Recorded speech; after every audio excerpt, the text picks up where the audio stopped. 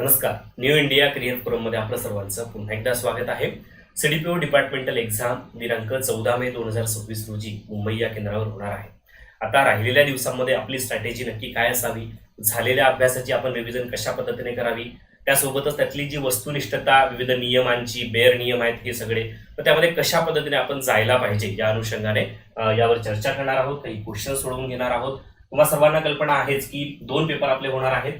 हे दोन्ही पेपर 100 प्रश्नांचे आणि 200 गुणांचे, म्हणजे प्रत्येक प्रश्न 2 गुणांचा, 1/4 निगेटिव्ह म्हणजे जवळपास 0.5 असं निगेटिव्ह त्याच्यामध्ये होईल. त्याच्यानंतर 1 तास आणि वस्तुनिष्ठ बहुपर्यायी अशा पद्धतीने त्याच्यामध्ये आहे. दुपारी 2 ते 3 आणि 5 ते 6 हा आपल्याला वेळ दिलेला आहे.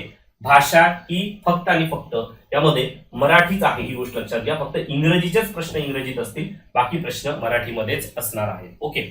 आता यामध्ये बघा, हा जो सिलेबस आपल्याला दिलेला आहे आयोगाने, पेपर 2चा सिलेबस आपण पाहिलेला आहे बऱ्यापैकी. लेक्चर्स, नोट्स प्रोव्हाइड, त्यासोबतच आपण टेस्ट पण घेतलेले, तुम्हाला कल्पना आहे. कोर्स विषयी तुम्हाला वेगळी माहिती मी पुढे देणारच आहे.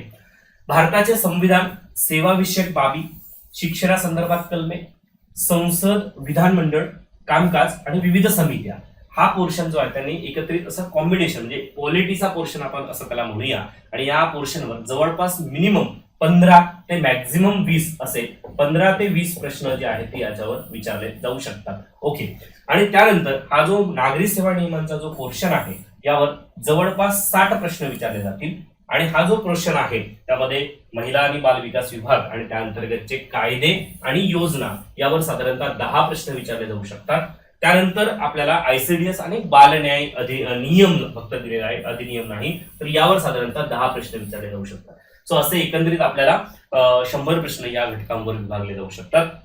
दुसरी गोष्ट, पेपर 1 मध्ये सुद्धा हा जो कायदे आणि नियमांचा जो पोर्शन आहे किंवा संस्थांचा पोर्शन आहे, यावर सुद्धा जर 60 प्रश्न मराठी, इंग्रजी, जीके या गोष्टींवर विचारत असतील तर 40 प्रश्न या घटकावर विचारतील, किंवा 50-50 अशा पद्धतीने तिथे चान्सेस असू शकतात. याविषयी मी ऑलरेडी तुम्हाला सांगितलेलं आहे. त्यामुळे 50 प्रश्न असं जरी तुम्ही गृहीत धरलात तरी हा भाग सुद्धा आपण एक चांगल्या पद्धतीने तयारी त्याची केलेली आहे.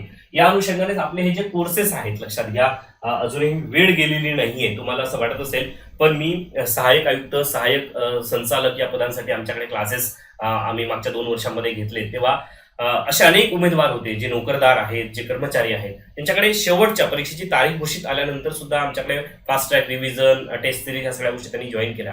त्यातले अनेक उमेदवार, आज 41 पैकी जवळपास 25 ते 30 उमेदवार हे आपल्या क्लासेसचे आहेत. त्याच्यामध्ये जो रिझल्ट जो तुम्हाला दिसतोय, त्यांनी पर्टिक्युलर 1 महिनाभर फुल फोकस त्यावर काम केलं आणि आज त्याचा रिझल्ट आलाय. त्याच्यामध्ये टेस्ट सिरीज ही फार महत्वाची आहे, जी आज तुम्हाला सोडवायची आहे, त्याचा सराव करायचा आहे.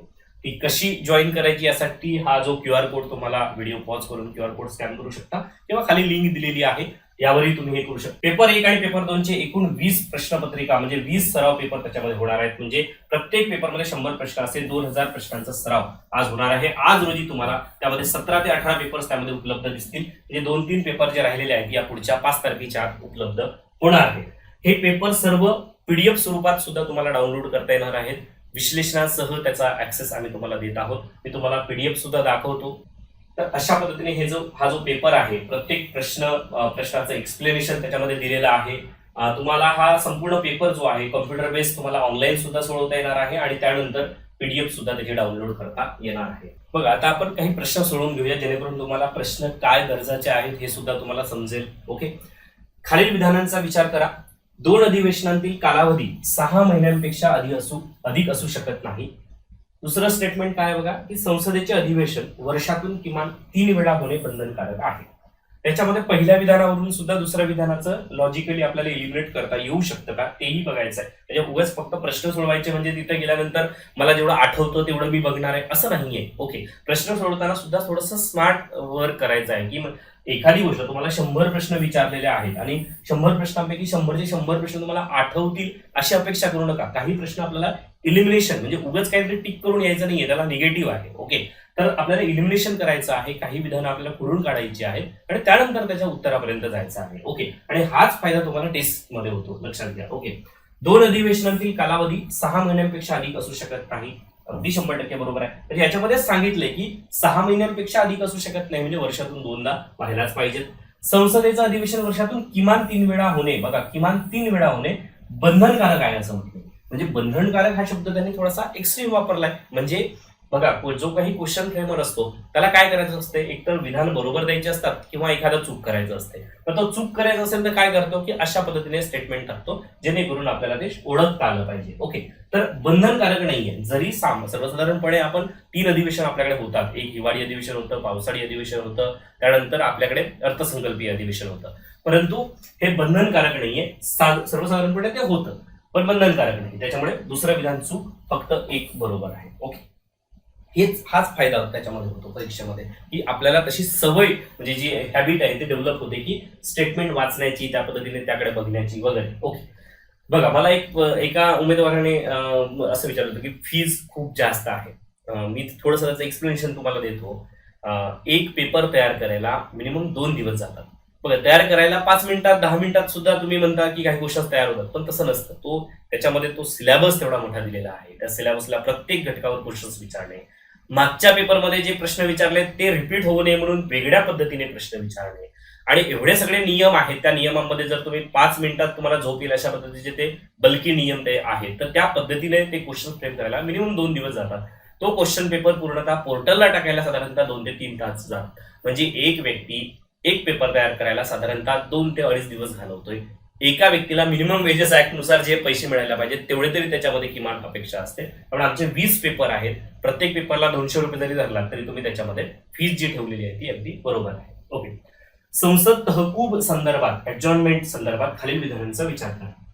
तहकूब केल्याने अधिवेशन संपते. बघा, संसद तहकूब केल्याने, ऍडजॉर्नमेंट केल्याने, तहकूब केल्याने अधिवेशन संपते असं म्हणलं आहे, असं नाहीये. ओके, तहकूब करण्याचा अधिकार सभागृहाच्या अध्यक्षाकडे असतो. हो, 100% बरोबर आहे. बघा, सत्र समाप्ती करणे या संदर्भात जो अधिकार आहे तो राष्ट्रपतीकडे असतो, पण तहकूब करण्याच्या संदर्भात सभागृहाच्या अध्यक्षाकडे, म्हणजे राज्यसभेच्या बाबतीत राज्यसभेचा सभापती असेल किंवा लोकसभेच्या बाबतीत लोकसभेचा अध्यक्ष असेल किंवा सभापती असेल त्यांच्याकडे ते अधिकार असतात. तहकूब करणे म्हणजे काय, आता संसदेचं जेव्हा अधिवेशन भरतं तेव्हा बैठका होतात. मग सकाळच्या सत्रातल्या बैठका असतील, दुपारच्या भोजनानंतरच्या बैठका असतील, तर त्या बैठका संपू शकतात. बैठका संपणे म्हणजे संसदेचं सत्र समाप्त झालं असं नाहीये ना ते. ओके, त्यामुळे पहिले विधान चूक, दुसरं बरोबर आहे. ओके, त्यानंतर काय म्हटलंय बघा, आता बघा, गृह तहकूब करणं किंवा सत्र समाप्ती करणे यातला एक बेसिक फरक तुम्हाला लक्षात यावा म्हणून हा चार्ट त्यामध्ये दिलेला आहे. यामुळे गृहाची बैठक संपते पण अधिवेशन संपत नाही. सभागृहाच्या अध्यक्षाकडून हे केलं जातं. त्याच्यानंतर यामध्ये बघा, अधिवेशन सुद्धा संपतं आणि हे कोण करतं तर राष्ट्रपती करतं, कारण ते सत्र समाप्त झालेलं असतं. ओके, ही जी गृहाची तहकूब जी आहे, बैठक जी तहकूब केली जाते किंवा गृह तहकूब केलं जातं, ते काही काळासाठी म्हणजे काही तासासाठी पण असू शकतं, काही दिवसांसाठी, काही आठवड्यांसाठी किंवा अनिश्चित कालावधीसाठी सुद्धा बैठक जी आहे तहकूब केली जाऊ शकते, गृह तहकूब केलं जाऊ शकतं. पण ते अनिश्चित कालावधीसाठी केलं म्हणजे सत्र समाप्ती झाली असं नाहीये. ओके, त्यामुळे ओढून तळून तिकडे न्यायचं नाही. ओके, दुसरी गोष्ट, प्रश्नोत्तराच्या तासाबाबत आपण हे का पाहत आहोत, तुम्हाला प्रश्न ही का दाखवतोय, सिलेबसच्या प्रत्येक पॉईंटवर आपण क्वेश्चन काढलेले आहेत. ओके, तुम्हाला पेपर जेव्हा तुम्हाला तुम्ही हातात घ्या तेव्हा प्रत्येक पॉईंटवर क्वेश्चन्स दिसतील. ओके, आयोगाच्या पेपरमध्ये सुद्धा सेम, कारण त्यांनी सिलेबस दिले तर प्रश्न येणारच. प्रश्नोत्तराच्या तासाबाबत खालील विधानांचा विचार करा. ओके, असं नाही की पेपर 2 मध्ये फक्त महाराष्ट्राचे नागरी सेवा नियम आहेत तेवढेच करतो आणि जातो, असं नाही करायचं. पेपर द्यायचा आहे तर सिरियसली द्यायचा, उगाच जायचंच नाही तर मुंबईला जायचा खर्च, एक दिवस तिथे थांबा, दुसऱ्या दिवशी परत वापस या, उगाच कशाला खर्च करायचे. ओके, मुंबई टूर आपल्याला करायचा नाहीये. काही लोक तर अक्षरशः बालवाडी अभ्यास चालू आहे. म्हणजे तुम्हाला खरं सांगतोय, म्हणजे मी बऱ्याच आता मी बघत असतो सोशल मीडियावर सुद्धा कुठे काय चाललंय. म्हणजे जसा आपण बालवाडी अभ्यास कशाला म्हणतो आपण, की सिलेबस जो दिलाय तो सोडून काहीतरी भलतच करायचं, म्हणजे पॉलिटी, राज्यशास्त्र वाचायचं. अरे पण राज्यशास्त्र येणारच नाहीये ना तिथे, पॉलिटीचे जे घटक येणार आहेत तेच वाचायचे. तिथे इतिहास जर वाचायचा असेल तर आपल्याला महाराष्ट्राच्या संदर्भात आपल्याला गोष्टी ज्या आहेत त्या हे करून मोकळा व्हायचा आहे. तिथे संपूर्ण 1857च्या उठावापासून सुरू केलं आणि 1947 पर्यंत नेलं, तसं नाही करायचंय. आपल्याला लॉजिक थोडं लावायचंय की आपल्याला किती क्वेश्चन्स विचारणार आहेत, काय पद्धतीने आपल्याला अभ्यास करायचा आहे. सो त्या पद्धतीने थोडंसं फोकस, तरच परीक्षा पास होणार आहे, अन्यथा सगळी जनता पास होणार नाहीये याच्यामध्ये. ओके, प्रश्नोत्तराच्या तासाबाबत खालील विधानांचा विचार करा. तारांकित प्रश्नांना तोंडी उत्तर दिले जाते. का दिले जाते तारांकित प्रश्नांना तोंडी उत्तर? ओके, कारण पहिली गोष्ट त्याच्यामध्ये प्रतिप्रश्न विचारता येतात का? येतात. तारांकित प्रश्नांना प्रतिप्रश्न विचारता येतात आणि त्यामुळे त्याला तोंडी उत्तर पण दिलं जातं. दुसरी गोष्ट, अतारांकित प्रश्नांना पूरक प्रश्न विचारता येतात. आता अतारांकित प्रश्नाला तसं करता येत नाही का? कारण त्याला लेखी उत्तर दिलं जातं त्यामुळे. अल्पसूचनेचे प्रश्न हे तोंडी उत्तरांसाठी असतात. हो, हे पण बरोबर आहे. त्यामुळे 1 आणि 3 हे बरोबर आहे, 2 मात्र चूक आहे. ओके. आता याच्यामध्ये एक गोष्ट लक्षात घ्या, ही एक इमेज पण मी टाकलेली आहे बघा याच्यामध्ये, की तारांकित प्रश्न, अतारांकित आणि अल्पसूचना प्रश्न याचे जे कलर्स म्हणजे रंग जे आहेत ना ते पण लक्षात ठेवा. तारांकित मध्ये ग्रीन कलर्स आहे, अतारांकित मध्ये पांढरा आणि अल्पसूचना जो आहे तो फिकट गुलाबी कलरने त्याच्यामध्ये त्या कागदाचा कलर तसा असतो. ओके. बाकी याच्यामध्ये हे 3 गोष्टी फक्त यामध्ये लक्षात ठेवा. ओके. त्यानंतर बघा की हा भाग सुद्धा आपल्याला इम्पॉर्टंट आहे, कारण आपल्याला संसद, संसदीय कामकाज, राज्य विधानमंडळ, राज्य विधानमंडळाचं कामकाज, संसदेच्या समित्या, राज्य विधानमंडळाच्या समित्या, हा सगळा पोर्शन महत्वाचा आहे. त्या अनुषंगाने मी तुम्हाला नोट्स प्रोव्हाइड केले. भारतीय राज्यघटनेतील कलम 309 संदर्भात खालीलपैकी योग्य विधान निवडा सांगितलेलं आहे. संसद आणि राज्य विधिमंडळांना सार्वजनिक सेवांच्या भरती सेवा शर्तीबाबत कायदे करण्याचा अधिकार आहे. हो आहे. अशा कायदे होईपर्यंत राष्ट्रपती, राज्यपाल नियम बनवू शकतात. हो, बनवू शकतात.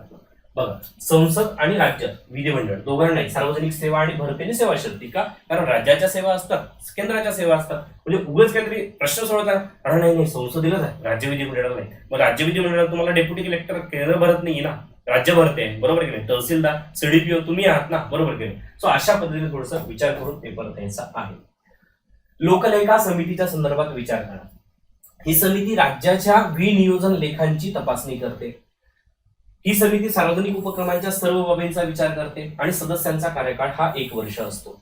आता इथं काय म्हटले, प्रश्न विचारलाय लोकलेखा समितीच्या बाबतीत आणि असं म्हटलंय की सार्वजनिक उपक्रमांच्या सर्व बाबींचा. इथे सुद्धा एक्स्ट्रीम स्टेटमेंट वर्ड आहे. म्हणजे हे जसं वाचताना सुद्धा काय करायचं, जिथे जिथे असे काहीतरी शब्द येतील त्यावर थोडंसं चौकस राहायचं, पण नेहमीच ते चूक असतात असा अट्टास धरायचा नाही आणि त्याला चूक करायचं नाही. ओके. त्यामुळे ब विधान काढून टाका, अ आणि क जे मात्र बरोबर आहे. ओके. बघा, खालीलपैकी कोणत्या सेवांना कलम 311 अंतर्गत संरक्षण लागू होत नाही असं म्हटलेलं आहे. ओके. बघा, संरक्षण तुम्हाला माहितीये, तुम्ही आता अधिकारी आहात, कर्मचारी आहात आणि तुम्ही अधिकारी होण्याच्या मार्गावर आहात. तर आता काही तर अधिकारी पण आहेत. तर खालीलपैकी कोणत्या सेवांना कलम 311 अंतर्गत संरक्षण लागू होत नाही? तर बघा, केंद्रीय सेवांना लागू आहे, अखिल भारतीय सेवांना लागू आहे, संरक्षण सेवांना नाही, डिफेन्स सेवांना लागू नाहीये, राज्य नागरी सेवा हो त्यांना पण लागू आहे. 1, 2 आणि 4 हे लागू आहे. ओके. मग कुणाला नाहीये असं त्यांनी विचारले, त्यामुळे फक्त 3 ला नाहीये. ओके. त्यामुळे पहिलं उत्तर बरोबर आहे. ओके. बऱ्याचदा मग काय होतं, आपल्याला सवय झालेली असते, अरे नाही हे तर मग 1, 3, 1, 2, 4 कुठे, 1, 2, 4 कुठे, मग 1, 2, 4 नाहीये, मग 2, 4 आहे का बघा आणि टिक करा, असं होतं. तसं नाही करायचं. ओके. बघा, नागरी सेवकांसाठी संरक्षण जे आहे, तर एकंदरीत 2 पद्धती त्याच्यामध्ये तरतूद आहेत 2 गोष्टींच्या. एक आहे नियुक्ती करणाऱ्या अधिकाऱ्यापेक्षा कनिष्ठ दर्जाचा अधिकारी त्यांना पदच्युत किंवा पदावनत करू शकत नाही, आणि आरोप न सांगता किंवा चौकशी न करता किंवा आपली बाजू मांडण्याची संधी न देता त्या अधिकाऱ्याला जे आहे ते पदावरून पदमुक्त केलं जाऊ शकत नाही. ओके. तर या 2 संरक्षण तरतुदी लक्षात ठेवा. भारतीय राज्यघटनेत शिक्षण हा विषय जो आहे, आतापर्यंत आपण संसदेच्या संदर्भातल्या गोष्टी यावर प्रश्न बघितले. प्रत्येक पेपरमध्ये साधारणतः 10 प्रश्न मी त्या घटकावर विचारलेले आहेत. म्हणजे जवळपास तुम्ही 10 पेपर चालला तर 10 100 म्हणजे 100 प्रश्न त्या घटकावर विचारले जातील आणि तुम्हाला जे 10 प्रश्न विचारतील त्या 100 प्रश्नांतून 10 प्रश्नांमध्ये बऱ्यापैकी रिफ्लेक्शन दिसेल. म्हणून मी तुम्हाला सांगतो की टेस्ट सिरीज जर तुम्ही ही घेतली ना, बाकी अजून वेगळं काही करायची गरज पडणार नाही शक्यतो. ओके. पण शेवटी काय ना, आपल्याला सवय असते, हा नाही मी दुसरीकडे क्लास लावलाय ना, मग मी आता कसं काय यांचं घेऊ, माझे पैसे वाया जातील. अरे पण वाया कुठे जाणार आहेत? आज तुम्हाला सांगतोय, सहाय्यक आयुक्त, सहाय्यक संचालक, क्लास 1 गॅझेटेड पोस्ट आहे. आमचा कोर्स फक्त 8,000चा होता. त्या 100 प्रश्न, त्याच्यापैकी 20 प्रश्न बुद्धिमत्ताचे काढून टाका, 10-20 प्रश्न. ओके. इतर वगैरे 80 प्रश्नांपैकी 55+ प्रश्न हे तो आमच्या नोट्स आणि टेस्ट मधून रिफ्लेक्ट झाले. म्हणजे हा एवढा मोठा जो आकडा आहे, आज ते 8,000 रुपये कुठल्या बाजूला राहिले विचार करा तुम्ही. त्यामुळे हे 7-8 हजार रुपये यावर फोकस करू नका, तुम्ही अधिकारी होणार या गोष्टीवर फोकस करा. ओके. भारतीय राज्यघटनेत शिक्षण हा विषय सुरुवातीला कोणत्या सूचीत होता? कोणत्या सूचीत होता शिक्षण हा विषय? शिक्षण आता समवर्ती सूचीमध्ये आहे. पूर्वी जो आहे तो राज्य सूचीमध्ये होता, तो आता समवर्ती सूचीमध्ये गेलेला आहे. त्यानंतर दुसरा प्रश्न बघा, कलम 21A कोणत्या घटना दुरुस्तीने समाविष्ट करण्यात आले? बघा, 42वी घटना दुरुस्ती जी आहे, 44 आहे, 86 आणि 73 आहे. आता आपल्याला इथे बघा, ही जी तरतूद झाली ना समवर्ती सूचीची, ती आता केंद्र आणि राज्य त्यामध्ये बघू शकते. ही 42व्या घटना दुरुस्तीने तरतूद झाली आणि ही 21A ची जी दुरुस्ती आहे ती 86व्या घटना दुरुस्तीने झाली. त्यामुळे इथे काय केलं ना, इथे 42 पण दिले, 86 पण दिले.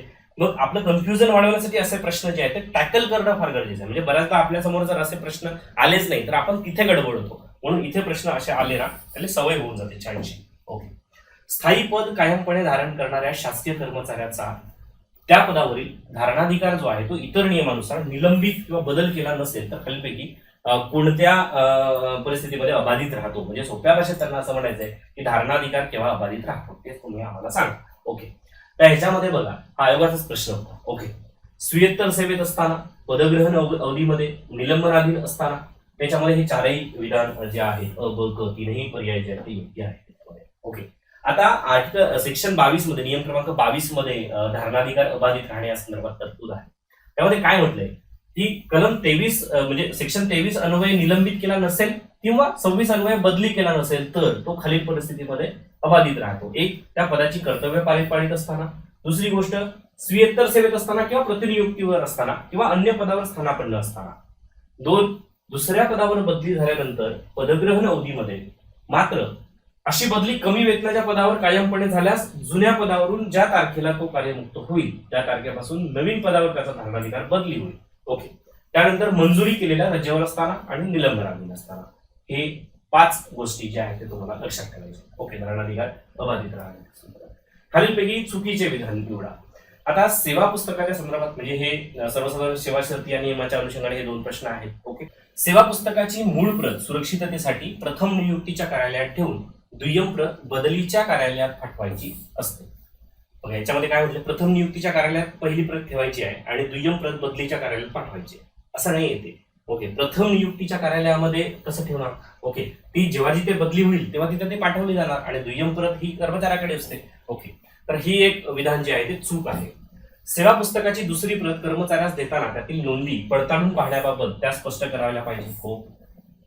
कर्मचाऱ्याची बदली ज्या ज्या कार्यालयामध्ये होईल त्या त्या कार्यालयात सेवा पुस्तकाची मूळ प्रत पाठवावी. हो बरोबर आहे. सेवा पुस्तकाची मूळ प्रत कार्यालय प्रमुखाच्या अभिरक्षेत ठेवावी. हो ते पण बरोबर. म्हणजे जो ज्या ज्या ठिकाणी बदली होत जाईल त्या त्या ठिकाणचा कार्यालय प्रमुख त्याच्यामध्ये ते अभिरक्षेत ठेवेल. बरोबर आहे. त्यामुळे ते चूक आहे पहिलं विधान. प्रतिनियुक्ती बघा त्याच्यामध्ये काय ना सेवा पुस्तक पूर्ण करून ते नवीन कार्यालयात पाठवणे या संदर्भात 42व्या नियमामध्ये ही तरतूद आहे की जेव्हा शासकीय कर्मचाऱ्याची एका कार्यालयातून दुसऱ्या कार्यालयामध्ये बदली होते किंवा प्रतिनियुक्तीने किंवा स्वीयत्तर सेवेमध्ये तो जातो तेव्हा बदलीचं स्वरूप, कारण याबद्दलची आवश्यक नोंद त्याला ज्या जुन्या कार्यालयामधून होत आहे त्या कार्यालयाच्या कार्यालय प्रमुखाने ती घ्यावी. त्यानंतर जिथे बदली झाली त्या कार्यालयात ते मग नोंद करून त्याला पाठवायची आहे. ओके. त्यानंतर ते सेवा पुस्तक त्या कार्यालयात सुस्थितीत ठेवले जाईल. सेवा पुस्तक मिळाल्यानंतर त्यात कोणतीही चूक किंवा कोणतीही वगळणूक आढळल्यास त्याने ती स्वीकारण्यापूर्वी दुरुस्त जे आहे ते करून घ्यायला पाहिजे. म्हणजे जो नव्या कार्यालयाचा कार्यालय प्रमुख आहे तो सुद्धा चौकस असायला पाहिजे, त्याने चेक करायला पाहिजे. आणि सेवा पुस्तक बदली झालेल्या शासकीय कर्मचाऱ्याच्या स्वाधीन करण्यात येऊ नये. म्हणजे जी मूळ प्रत आहे ती बदली झाली म्हणजे आता तुम्ही ते घ्या आणि तिकडे देऊन द्या तसं नाही, तर तुम्हाला त्या कार्यालय प्रमुखाकडे द्यायचं आहे आणि त्यांनी सुद्धा ती खातरजमा करून घ्यायची आहे आणि सगळ्या नोंदी बरोबर आहेत का आणि त्यानंतर ते स्वीकारायला आपल्या अभिरक्षेत ठेवायचं आहे. ओके. सो हा एक भाग. मनासे सेवेच्या सर्वसाधारण शर्ती नियम 1981 नुसार खालील नमूद कोणकोणत्या कारणासाठी शासकीय कर्मचाऱ्याची कमी वेतन असलेल्या पदावर बदली अनुज्ञेय आहे. आता कमी वेतन असलेल्या पदावर केव्हा बदली अनुज्ञेय आहे, जर अकार्यक्षमता किंवा गैरवर्तणूक होत असेल कर्मचाऱ्याकडून किंवा त्याने केलेली लेखी विनंती केली आहे, त्यानंतर त्याच्या ज्या पदावर धारणाधिकार आहे ते पद नष्ट होण्याची शक्यता असेल, तर अशा सगळ्या कारणांमुळे हे जे आहे ते कमी वेतनावरती बदली होऊ शकते. ज्याने एखाद्या पदावर धारणाधिकार संपादित केला असेल त्या शासकीय कर्मचाऱ्याची कमी वेतन असलेल्या पदावर केव्हा बदली अनुज्ञेय ठरते, तर हे कारण त्याच्यामध्ये दिलेली आहे. अजून एक त्याच्यामध्ये एक मुद्दा जो आहे बघा की तो सध्या जे काम करतो त्यापेक्षा कमी कष्टाचेच काम करू शकण्यास तो योग्य आहे अशाबाबत जर वैद्यकीय प्रमाणपत्र दिलं जात असेल, निवृत्ती वेतन नियमामध्ये तरतूद आहे, आपण बघितलं सुद्धा आहे. ओके. तर सुद्धा इथे बदली जी आहे ते अनुज्ञेयाची ठरते कमी वेतनावर. ओके. सो मित्र हो, अशा पद्धतीने आपण हे क्वेश्चन्स याच्यामध्ये रिव्हिजन म्हणून पाहिले. पुन्हा सुद्धा आपण पाहणार आहोत. सो रिव्हिजन सेशन्स पण आपले चालू आहेत. अजूनही वेळ गेलेली नाही आहे. तुम्ही विचार करा, तुम्हाला जो योग्य कोर्स वाटतो तो तुम्ही घेऊ शकता. ओके. भेटूया आपण नेक्स्ट सेशन मध्ये. पण माझा आवर्जून सांगणं राहील, टेस्ट ही मस्ट आहे. मस्ट म्हणजे मस्ट. ओके.